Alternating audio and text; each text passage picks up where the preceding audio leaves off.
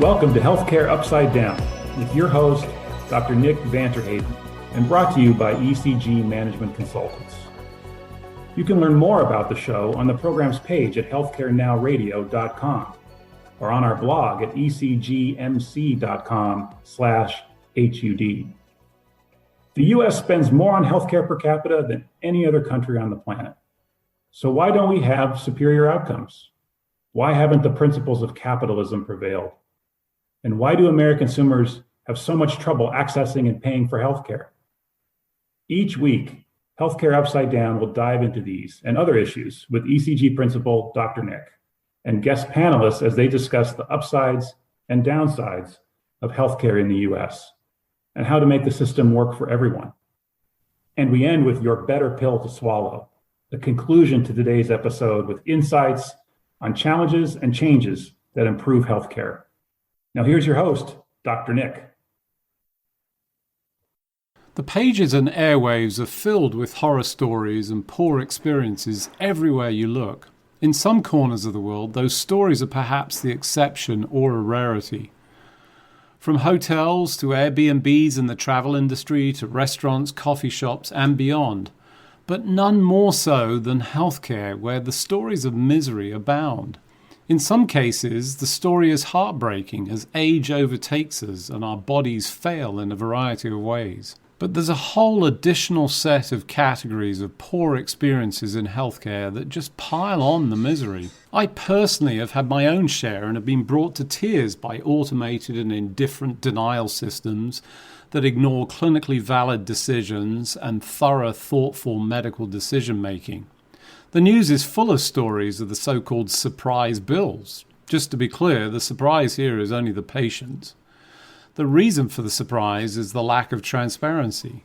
But beyond all the systemic problems in healthcare, there is an aspect of the experience that is just not fully thought out.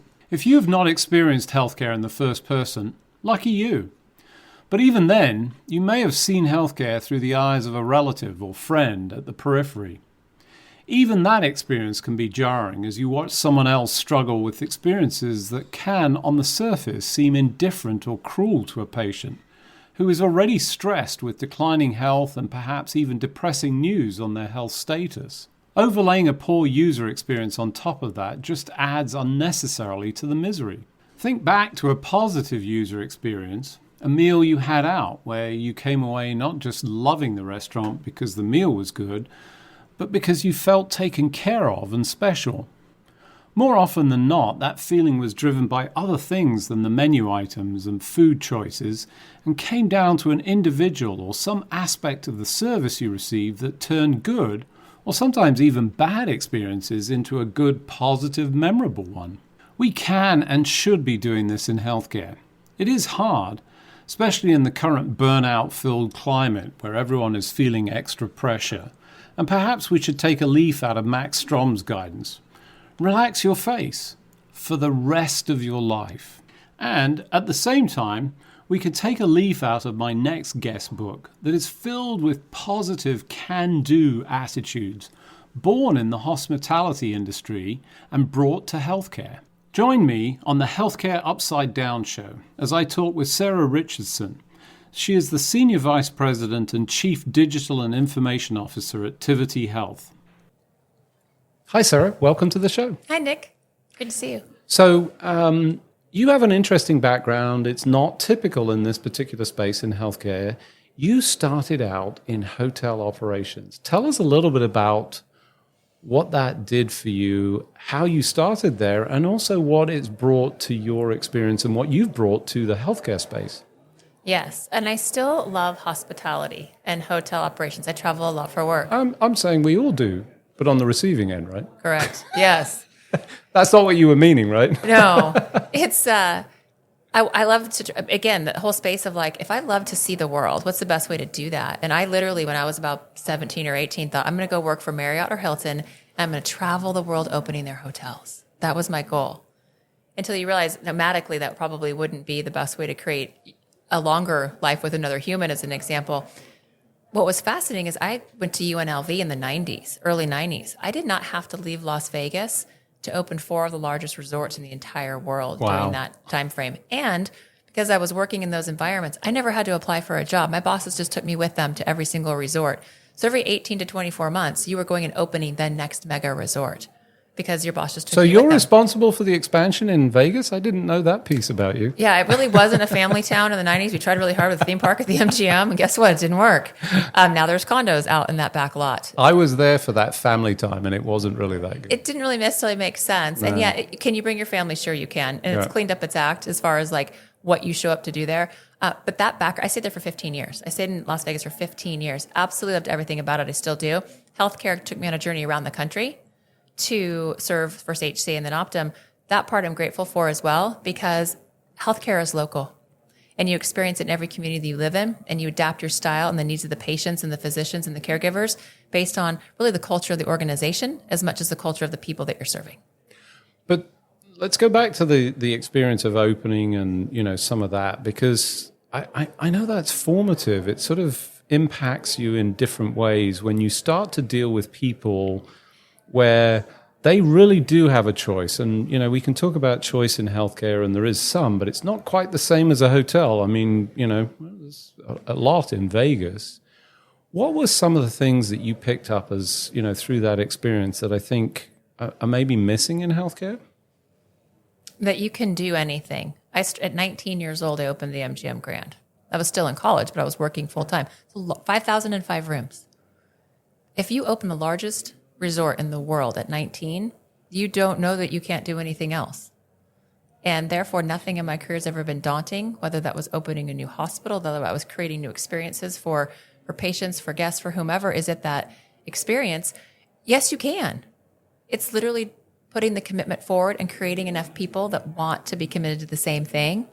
And when you take on grand opportunities, it creates a camaraderie that is a point in time. And you get good at that and you get confident in it. You just continue to bring it forward into every setting that you do. But how do you bring that to healthcare? Because I don't think people come in, maybe they do, maybe they're bright-eyed and bushy-tailed initially, but I think we sort of press a lot of that out, or maybe it doesn't come in. How do you get that in the healthcare space? Because that's what we need. We need that. We can do anything, but there's definitely a sense of, well, maybe not. Well, in healthcare, and I really think about being both the patient, but also the patient's family, because I've been both. And what's interesting about healthcare is I've always said, how many of us that work in healthcare receive our healthcare from where we work? It's about 50%, because insurance is covered by the spouse or by the military, different aspects. That alone, though, if you're the one experiencing your product all the time, you're the one who's able to give it the most feedback and make it better. And when you're in the hospital, you're vulnerable. You're at your most, in some cases, sad or happy. Are you having a baby? Are you having surgery? But you've got to be able to want to connect with people at the human level. And that's that ability where, yes, you can, because people need you. They need you to be empathetic. They need you to care. They need you to create something that says, I actually don't really want to be here. For the time that I am here, I'm going to make it feel like you did at least have an amazing experience while you were here. The continuum of care, though, is something that most people don't get to choose which hospital they go to. You want to go to a fancy hotel, you pay more money. You want to go to a fancy hospital, what if you don't have one in your community? So you have to make all of those opportunities matter in the moment that they're occurring. So think about that from, that's quite a stark difference. I go to a hotel because I want to. I typically don't go to a hospital because I want to. Mostly that's not the case. So that, for me, makes it even more important that that experience is nothing short of stellar. But the experience that I receive, or certainly have seen, is not close to that, certainly not in many of the places. Do you think we should be sending all of our healthcare folks through an experience in the hotel industry to learn some of that? I don't know if I've thought about it like that. To a degree, the clinicians themselves have already put themselves through the schooling and the opportunity to be the best at what they are able to provide, and that's healthcare. That part is the harder training. That is the clinical background and the knowledge. I don't necessarily believe they shouldn't be exposed to how to create a better experience for the patient, because bedside manner is a big deal. It's all the support services, and this is why hospitals and hotels aren't that different in some aspects. All the support services create the environment that allows the clinician to be their best selves, whether that's housekeeping, whether that's food services, whether that's the technology in the background. Everybody's supporting the capability for them to do their best work. To a degree, those are the ones that you want to make sure can create that environment for others, because if you're the nurse, if you're the doctor, you're the only person that can literally save that person's life. That's true, but when you look at some of the papers on this and even, dive into some of the detail, that's almost table stakes in healthcare. At least it ought to be. I know in some cases it's not, but if we take that as table stakes, what brings the biggest impact is none of that stuff. It's about how the person at the front desk treated you, or what the discharge, or let's be frank, some of the tail end process that's really quite awful, that we sort of send these surprise bills that's, trending at this point. That for me, it feels like a far more important element. And I'm a physician, so I'm not diminishing the physician components to this. I'm not. But if they're not surrounded by that excellence, then they can't deliver the best care. And it's interesting that you mentioned like the tail end process. I mean, I've long been a fan of advocacy in healthcare at all levels, because when the MOBs start coming in, or the EOBs start coming in, or all these different papers and all these, just how do you create literacy in healthcare that lets people navigate what they are experiencing every single day? It just doesn't exist. I don't think that you can go to a class at a hospital that says, we're going to teach you how to navigate all your bills. We're going to teach you how to do all these pieces. Some have created programs similar to that. You have to really take the time and energy to learn how to navigate healthcare. And even being in this space for 23 years, managing my own records, they're all over the map. I've moved 8 times in 20 years for my job. There's no health record on me in one place. Yeah, I've been doing a bit of that traveling too. There is a health record on me in one place. It's in my house. It's in all sorts of mix of paper and digital, and I've scanned it, and it's sort of scanned and actually proven to be a big positive for me. But, that was a personal journey that I had to take. So you're a digital person, yet we don't really have a digital answer to that, at least not to my understanding, to sort of bring all of this together. Despite all of this effort, meaningful use, you name it, that we've sort of invested, we've still not managed to overcome that, yet I can pull all of my other data together. Mm-hmm. Why? I've had this conversation all week for the right reasons, in that to me, it's twofold. So we've added technology in a lot of ways to help streamline the medical journey. But we haven't made the medical journey itself any better, easier than it was for me when I entered healthcare almost 23 years ago. You still have to call quite often for an appointment. And if you're not calling, maybe you can use technology to get the appointment, but your wait times are still 3 or 4 weeks. Unless it's your family doctor that you need to show up. Now, maybe you have telemedicine, so you have a shortcut, except that shortcut, unless it's provided by your healthcare system, doesn't connect into your medical record that you have somewhere else. So we haven't made healthcare easier.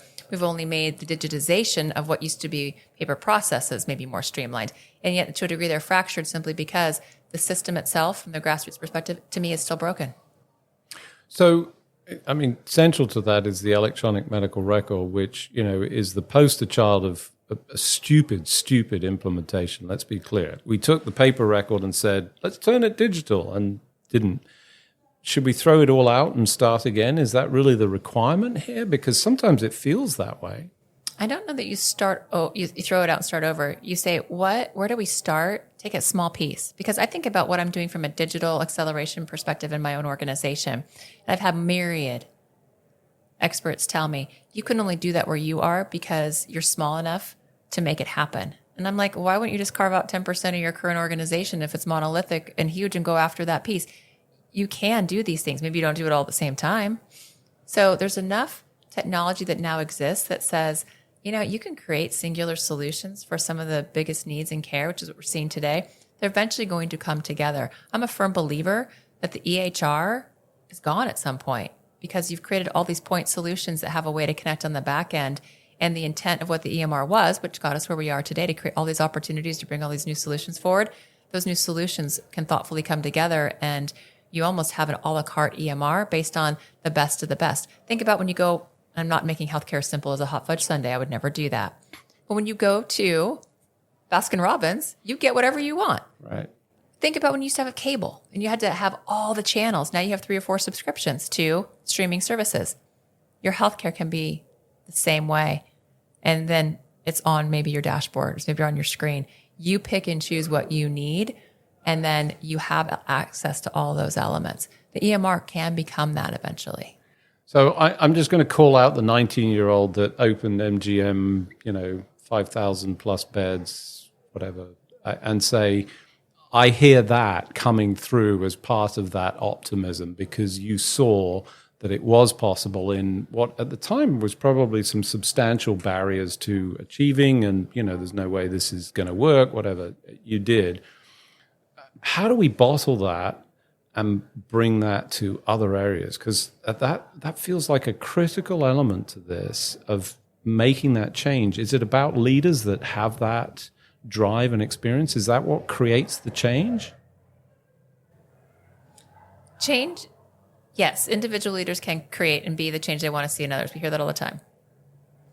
It also takes a group of people like-minded in the desire for the pursuit, but curious enough to know that each of them has to individually bring something unique to the table. You do things, you do it literally like a one-time thing. Like, think of a championship team. They're brought together maybe 2 or 3 years. You can have the best Zen master in the world. You can have Phil Jackson leading your team. You're still going to get only championships 2 or 3 years at a time. You get those happening in these bursts in healthcare, and they go, oh, we're going to do what they did. And it just creates an energy that allows these things to happen. One person is not going to change the face of healthcare, but one person can bring enough people together to have significant impacts. And you saw that happen. I mean, think about what Epic and Cerner did for us. That next phase of what those companies did, there's somebody behind them who's going to do the same thing. I agree. I think that's essential to that. I think the piece that I think is worth amplifying is it's pulling in the other individuals that bring something to the table. So you can't just have a seat at the table. You've got to be a contributor. I always talk about this in 2 agendas, your own agenda and the agenda of whoever you're working for, the business agenda, and they have to align as closely as possible so that you bring something and you get something as well as part of that. And I think that's what you talk about. So let's switch gears a little bit. I know you have a lot of passion around this area, but equity, it's especially since the pandemic has been this enormous topic. There's been a spotlight on it. But I feel we keep going around saying, yes, there's equitable problems. It's not evenly distributed. We talk about solutions, but we're not actually delivering solutions. I think you feel differently about that. There are solutions that level the playing field. I work for Tivity Health. We have silver sneakers. If you are over 65 and your Medicare Advantage plan carries our services, 18 million seniors have access to an in-gym network and digital content. We have the same thing for commercial providers through Bird Along Plus. If your employer wants to provide wellness benefits to you for digital and in person, you can contract them with us. So we have this continuum of just the wellness aspect. What's interesting, though, overall, is you still have to get that through your employer, or you have to get it through your insurance plan. And so much of access to care in general is going to be insurance-based, or it's going to be employer-based. It's very hard to get certain things that you need self-pay. And if you can pay for it, it's exorbitantly expensive. So I think about all the people that get left behind, because let's go back to a hotel. You choose where you stay because you can afford it. If we ever made healthcare a space where it was self-pay and you could go and get the things that you needed at an affordable rate, you're always going to have disparities in equity because of this, the way that the world works. Some people, there's the 1%ers on either side. But when you can't go and get something yourself, you have to take what's available to you in a given structure. That does not lend itself to any kind of equity. The spaces where you make them more broadly available, that starts to level some of the playing fields. So I'm going to push back a little bit because I can feel within that your sort of support for the work-based health insurance. And I've certainly been heard to say, and I'm going to say it here, I feel like that's the fourth leg in all of this and should not be in there. I just don't see it.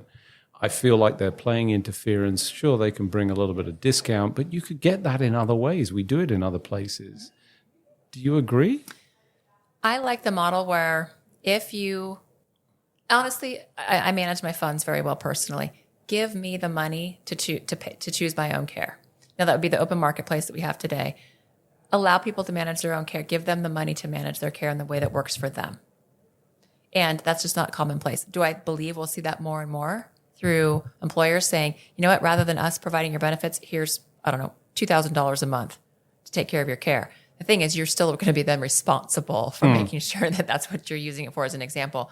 But let the consumer choose based on an open marketplace. That'd be a pretty special place to be.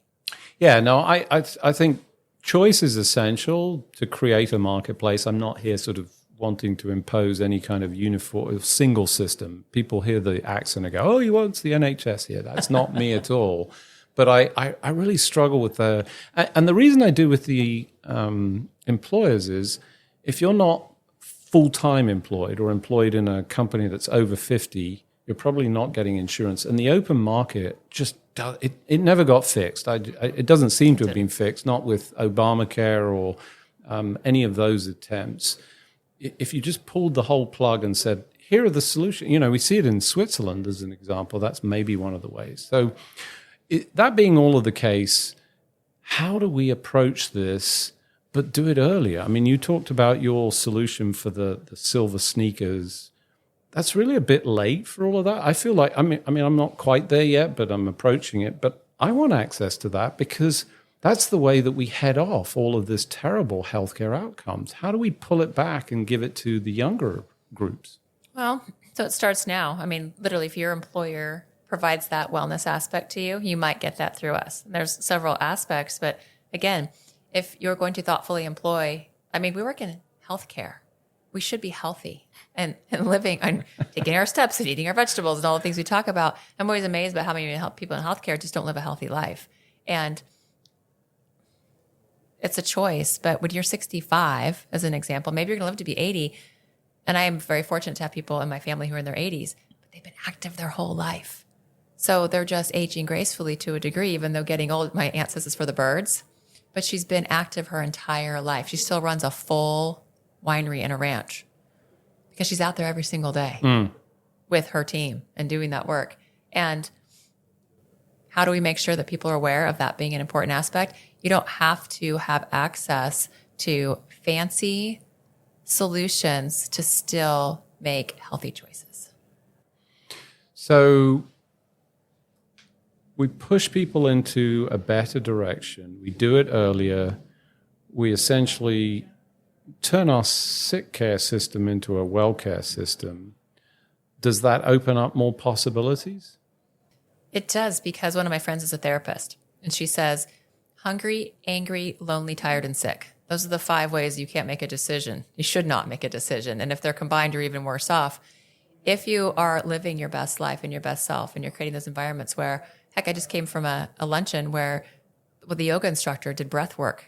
2 minutes, 10 deep breaths. You know what? Everyone left completely refreshed, ready to come do the rest of their day. Micro changes, micro capabilities. You don't need an hour to go to the gym. Take 2 minutes to take 10 deep breaths. And it refocuses and re-energizes you in ways that are so simple every single day. But we have to want to not only practice that for ourselves, we have to want to give that to others. It's extraordinary how they do have that impact. Sarah, thanks for joining me. Thanks, Nick. There are big hills to climb and challenges to face in our world, and especially in healthcare. But as Sarah points out, together, anything is possible. Take that moment to breathe, re-energize yourself, and work to find those small or micro opportunities and wins for the individual, the department, and the system. Your better pill to swallow is to anchor on the common goals of bringing about positive change, to align everyone in your organization. They are not just employees and workers. They are also mothers, fathers, sons and daughters, as well as friends, patients and carers. Building a diverse team will help bring equitable, accessible healthcare to everyone so we can all live our best life. Thanks for joining me, your host, Dr. Nick, on this week's edition of Healthcare Upside Down.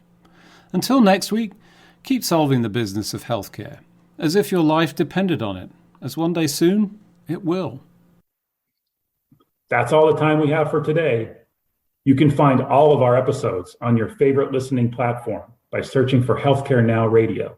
Also, check out our blog at ecgmc.com/HUD for summaries and commentary from each episode. Follow our show's social hashtag, HCUpsideDown. And join us each week as we work to solve the business of healthcare for everyone.